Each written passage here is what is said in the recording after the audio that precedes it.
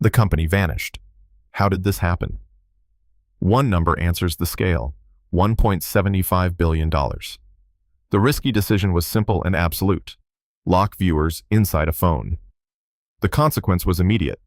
The work could not be shared the way modern hits are shared. From 2018 into 2020, the venture raised roughly $1.75 billion. The team recruited top Hollywood creators.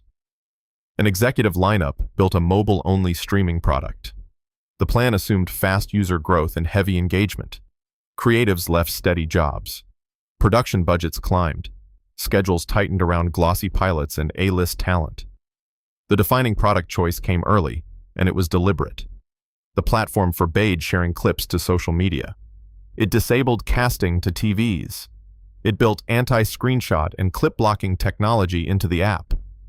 That choice closed off the main channels that make content discoverable today. At launch, the company hit momentum. Marketing drove a surge of downloads. Critics and early viewers noticed slick pilots and big names. The spike justified more spending. The company doubled down on production and promotion. Staff morale rose. Money kept flowing. Warning signs appeared fast.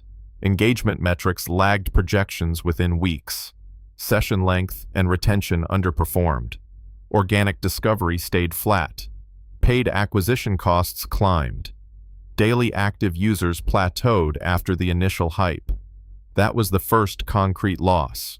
Growth stalled and cash burn rose. The next loss came harder. Many users churned after free trials. Revenue forecasts deteriorated. Content amortization plans unraveled.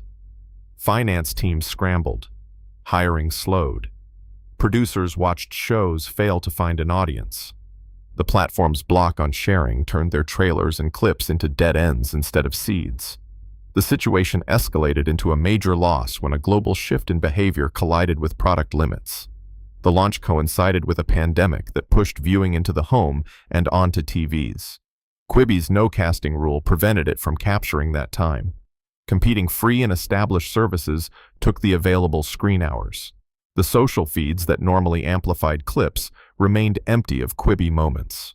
The company could not access the communal, living room, and social pathways that make modern hits. Pressure rose into crisis. Runway tightened within months. Investors and the board demanded drastic pivots. Emergency meetings debated removing the core restrictions. Leadership enacted tactical fixes.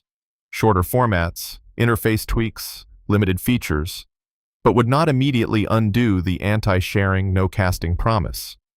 Those half measures failed to reverse the downward metrics. Investor patience collapsed. Stay with this story. The turning point arrived when options ran out.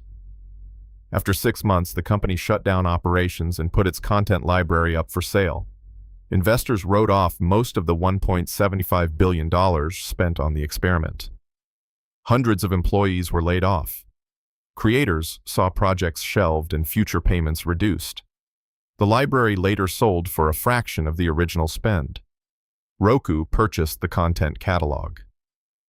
The consequences spread beyond balance sheets. Careers were interrupted. Producers and showrunners lost momentum. Technical teams who built the anti-screenshot systems watched their work disappear. Hollywood partners found finished shows with no audience.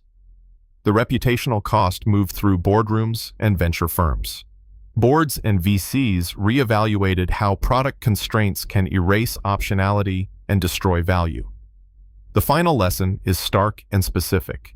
Building a walled garden around content removed the very behaviors that create audience: sharing, clipping, and communal viewing. The money spent could not substitute for the network effects that make modern media scale.